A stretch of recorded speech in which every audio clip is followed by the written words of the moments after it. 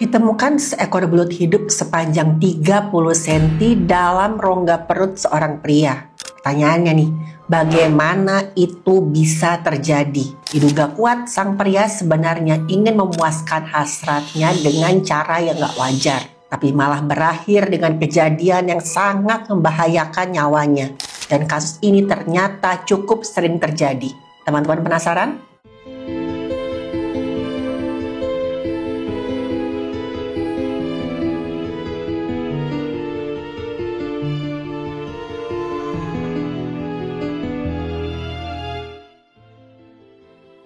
Halo, saya Dr. Stefani. Saya seorang dokter spesialis forensik dan mediko-legal, dan saya belajar dari yang mati. Kasus yang baru saja terjadi ini lokasinya di Tiongkok tahun 2025. Seorang pria, kita sebut saja namanya Chen, datang ke sebuah rumah sakit dalam keadaan panik dan sangat kesakitan. Dia berjalan tertatih-tatih, menahan rasa sakit luar biasa ketika masuk ke dalam IGD. Wajahnya sangat pucat, napasnya terengah-engah, dan ketika diukur suhunya itu cukup tinggi. Dokter yang memeriksa menyadari kalau ada yang gak beres di perutnya Chen, yaitu perutnya Chen kelihatan membengkak dengan tidak wajar dan perutnya katanya sangat sakit kalau disentuh. Dia bahkan sampai beberapa kali berteriak kesakitan ketika diperiksa oleh dokter. Apalagi waktu ditekan tekstur perutnya itu keras seperti papan. Ini disebabkan ada otot dinding perut yang menjadi sangat tegang dan keras seperti papan. Penyebabnya adalah peradangan pada selaput yang namanya peritoneum. Selaput peritoneum adalah selaput tipis yang melapisi rongga perut dan juga organ-organ di dalamnya. Ketika terjadi infeksi pada rongga perut, maka selaput ini akan ikut teriritasi. Terjadilah refleks saraf yang namanya saraf somatik yang mengatur otot-otot di dinding perut. Akibatnya otot perut akan terus kontraksi, menegang sehingga terjadi kekakuan yang ekstrim. Ketika ditekan, perut jadi keras seperti papan. Perut papan ini adalah tanda kedaruratan medis, yang berarti ada kebocoran isi organ dalam atau cairan tubuh ke dalam rongga perut. Inilah yang terjadi pada Chen. Dan yang paling aneh adalah Chen ini sambil menangis, panik, terbata-bata, dia bilang, ada yang bergerak-gerak dalam rongga perut saya. Waktu mendengar ini dokter sempat mengira kalau Chen memang sedang berhalusinasi gara-gara demam yang tinggi. Tapi karena saat itu dokter juga perlu melihat keadaan dalam perutnya Chen untuk melihat lokasi dan juga derajat keparahan radang, maka dokter mengirim Chen untuk melakukan pemeriksaan radiologi CT scan. Dari hasil CT scan inilah baru kelihatan adanya benda mengerikan yang ada dalam rongga perutnya Chen. Benda tersebut bentuknya panjang, itu kira-kira sekitar 30 cm dan bergerak-gerak dengan aktif. Ya teman-teman, benda itu mengeliat-ngeliat seperti makhluk hidup. Dokter langsung memutuskan dilakukan operasi laparoskopi. Laparoskopi adalah prosedur yang memungkinkan dokter melihat dan mengoperasi organ dalam perut hanya melalui lubang kecil dengan bantuan kamera canggih di dalam tubuh. Dokter nantinya akan membuat sayatan kira-kira sepanjang 1 cm, lalu mengisi rongga perut dengan gas CO2 atau karbon dioksida. Setelah rongga perut mengembang, maka alat laparoskopi dimasukkan melalui sayatan tadi. Alatnya biasanya mencakup kamera yang tersambung ke layar dan juga alat untuk melakukan operasi. Dan begitu kamera berhasil masuk ke rongga perut Chen, dokter benar-benar terkejut. Seisi ruang operasi pada diam semuanya. Karena yang mereka lihat adalah seekor belut yang masih hidup.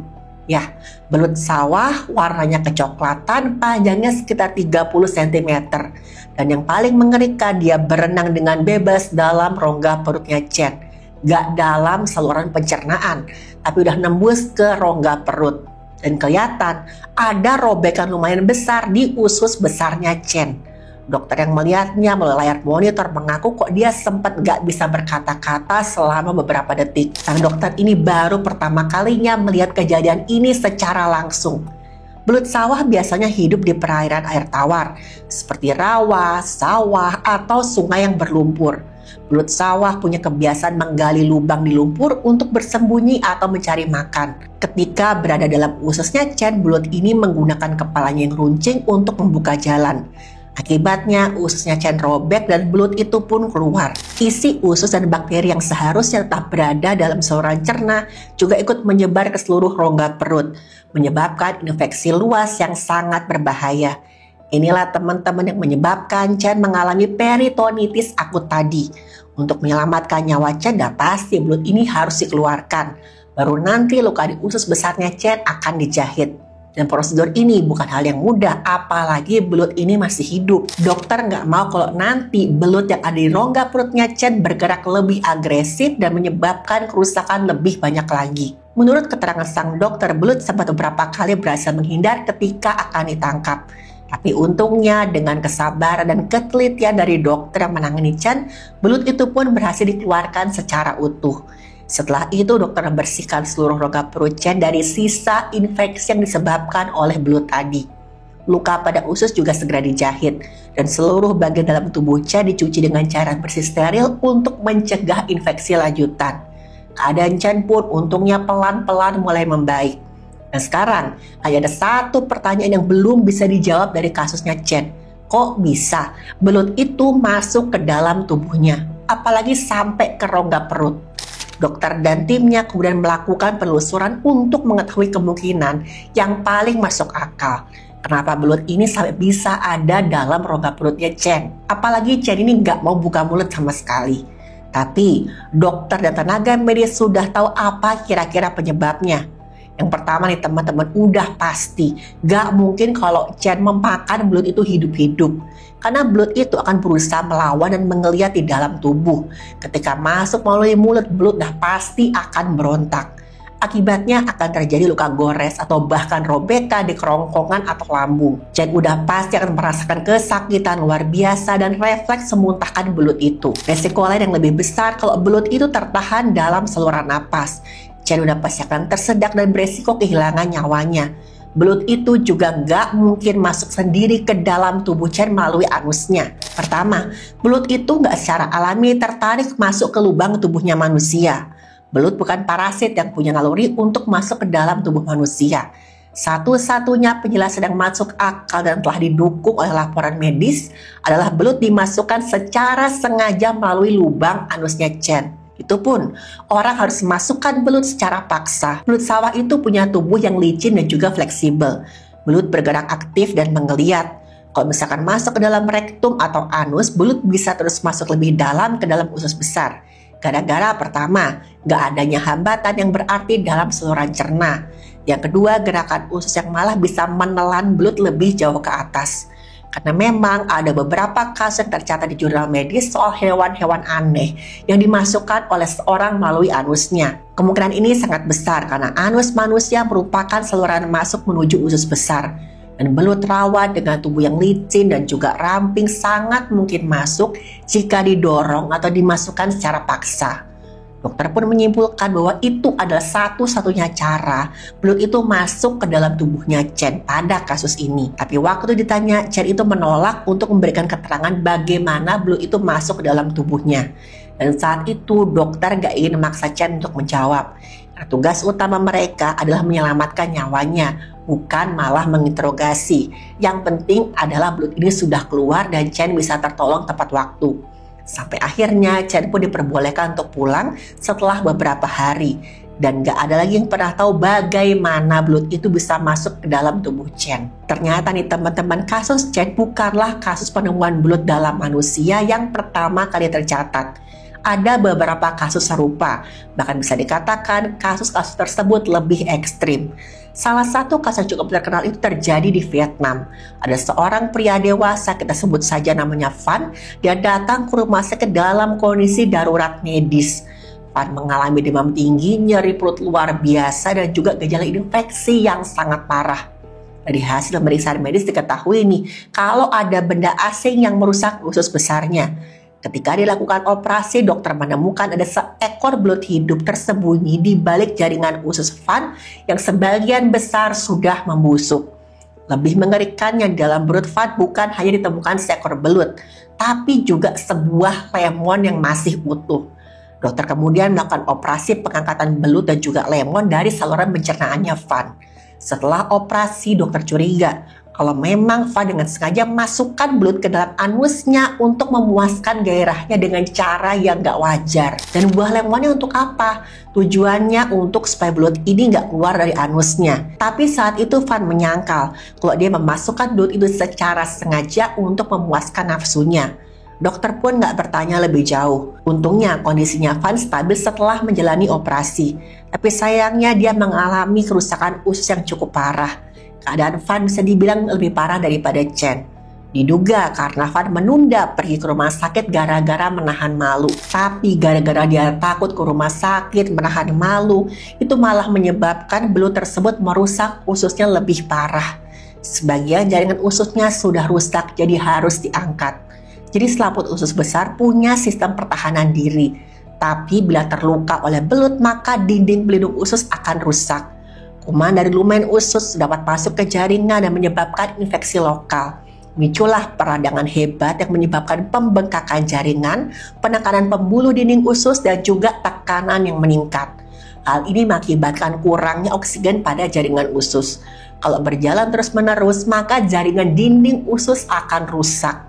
Satu-satunya jalan adalah memotong bagian yang sudah rusak berat. Karena kalau dibiarkan akan menjadi sumber infeksi berat, memicu penyebaran infeksi yang akan mengancam nyawanya pasien. Maka bagian usus yang nekrosis atau mengalami kerusakan jaringan harus dipotong dan dibuang untuk menyelamatkan nyawanya pasien. Dokter pun juga menjalankan prosedur kolostomi pada Van. Kolostomi adalah operasi di mana usus besar seseorang disambungkan ke lubang kecil di rongga perut agar kotoran bisa keluar ke kantong khusus di luar tubuh. Ini biasanya dilakukan kalau seseorang nggak bisa buang air besar lewat tubuh karena sakit, luka, atau operasi tertentu. Kolostomi bisa bersifat sementara sampai usus sembuh atau permanen kalau memang sudah nggak bisa diperbaiki sama sekali. Kasus ini sempat sangat heboh terutama di Vietnam. Banyak orang yang kemudian menduga kalau Van melakukan hal tersebut karena punya penyimpangan. Di kasus lain yang lagi-lagi terjadi di negara Tiongkok, seorang pria datang ke rumah sakit dengan gejala yang hampir sama dengan Van. Kita sebut saja nama pria ini Zhang. Setelah serangkaian pemeriksaan, dokter melakukan operasi besar dan mengeluarkan seekor belut yang ukurannya hampir 50 cm alias setengah meter dari dalam perutnya Zhang. Luka yang ditinggalkan belut tersebut begitu luas hingga sebagian ususnya Zhang harus diangkat dan digantikan dengan rekonstruksi bedah. Gak seperti kasus-kasus sebelumnya, Zhang mengaku kalau dirinya sedang mencoba pengobatan tradisional alternatif dan tujuannya untuk mengobati sembelit. Menurut pengakuannya, Zhang mendengar dari orang-orang tua di kampungnya kalau belut bisa menggali jalan usus yang tersumbat. Karena seperti yang sudah saya sebutkan sebelumnya, belut memang bisa menggali lubang di habitat aslinya. Informasi ini udah jelas-jelas salah dan justru membuat nyawa seorang bisa melayang. Menurut catatan seorang profesor bedah dari rumah sakit besar di Shanghai, dia menyebut bahwa dalam 5 tahun terakhir terjadi lebih dari 10 kasus belut yang dimasukkan ke dalam saluran pencernaan. Kebanyakan dari kasus ini dipublikasikan dalam bentuk jurnal kedokteran. Lebih parah lagi nih teman-teman, di beberapa kasus pasien menunda datang ke rumah sakit karena merasa malu untuk mengakui bahwa mereka sudah masukkan hewan hidup ke dalam tubuh mereka secara nggak wajar. Dan akibatnya kondisi mereka pun memburuk secara drastis sebelum akhirnya mendapatkan pertolongan medis. Hal ini menjadi masalah tersendiri teman-teman, karena dalam situasi darurat seperti ini setiap detik sangat-sangat berarti. Setelah melihat 3 kasus tersebut, muncullah satu pertanyaan. Kalau seseorang memasukkan hewan hidup ke dalam tubuhnya, apa itu termasuk kekerasan terhadap hewan? Karena biar bagaimanapun juga hewan adalah makhluk hidup. Dan tubuh manusia bukan lingkungan hidup yang ideal untuk beberapa hewan. Di banyak negara tindakan ini masuk dalam kategori animal cruelty atau kekejaman terhadap hewan. Masalahnya, karena sebagian besar kasus ini dilakukan oleh pasien terhadap tubuh mereka sendiri, maka jarang banget ada tindakan hukum yang diambil. Kecuali kalau hal tersebut menyebabkan kerugian pada pihak lain. Setelah beberapa kasus tentang belut hidup dalam tubuh manusia tersebar ke publik, reaksi masyarakat pun bermacam-macam. Ada yang merasa jijik, takut, bahkan gak percaya bahwa hal seperti ini bisa terjadi. Tapi ada juga menganggap ini sebagai bentuk kejailan, keisengan, atau bahkan candaan. Pada kenyataannya teman-teman, ini nggak bisa dianggap remeh. Ini adalah kasus medis serius yang bisa mengancam nyawa seseorang dan harus ditangani dengan penuh kehati-hatian. Yang menjadi perhatian utama dari banyak orang bukan hanya bagaimana belut bisa masuk ke dalam tubuh manusia, tapi kenapa ada manusia yang kepikiran untuk melakukan hal seperti itu. Apa jangan-jangan karena dorongan menyimpang, atau mungkin karena kurangnya pendidikan kesehatan. Dalam dunia medis memang ada satu istilah yang jarang dibicarakan oleh orang-orang, yaitu parafilia beresiko tinggi. Parafilia adalah ketertarikan gak wajar terhadap objek atau aktivitas yang gak biasa untuk memuaskan gairah, termasuk ketertarikan terhadap benda yang gak hidup, hewan, atau sensasi rasa sakit. Dalam kasus belut ini ada kemungkinan beberapa pasien memiliki salah satu bentuk dari parafilia ekstrim yang belum pernah didiagnosis secara resmi. Salah satu alasannya karena pasien gak pernah memeriksakan kondisi kejiwaannya. Tapi dari sudut pandang forensik, motif tindakan seperti ini bisa jadi mengarah ke dua kategori. Yang pertama, tindakan yang beresiko tapi dilakukan secara sadar dan sengaja. Yang kedua, tindakan akibat gangguan mental atau dorongan yang gak bisa dikendalikan. Dari sinilah akan ditentukan apakah pasien perlu ditindak secara hukum atau perlu perawatan medis untuk kejiwaannya. Tapi dalam sebagian kasus gak ada proses hukum yang berlangsung. Pasien dianggap sebagai orang yang mengalami musibah akibat kelalaiannya sendiri. Dan yang jadi fokus adalah menyelamatkan nyawanya, bukan menghakimi alasannya. Tapi tetap aja dampak dari tindakan ini sangat-sangat serius. Pasien yang pernah menjalani operasi besar akibat adanya belut dalam tubuhnya akan mengalami trauma jangka panjang, baik secara fisik ataupun secara mental. Antara lain luka yang mempengaruhi pencernaan pasien secara permanen. Dan hampir semuanya nggak membicarakan kembali pengalaman mereka ini. Sebagian besar dari kita mungkin nggak akan pernah memahami kenapa seseorang mau masukkan belut ke dalam tubuhnya. Tapi kita semua belajar satu hal yang penting. Kalau kita nggak tahu harus berbuat apa terhadap tubuh kita, lebih baik bertanya. Cari tahu, cari informasi yang benar. Daripada kita nekat mencoba sesuatu yang malahan membahayakan nyawa kita sendiri. Teman-teman, sekali lagi saya tegaskan, tubuh manusia bukan tempat eksperimen. Apalagi untuk hal-hal yang belum terbukti aman secara medis.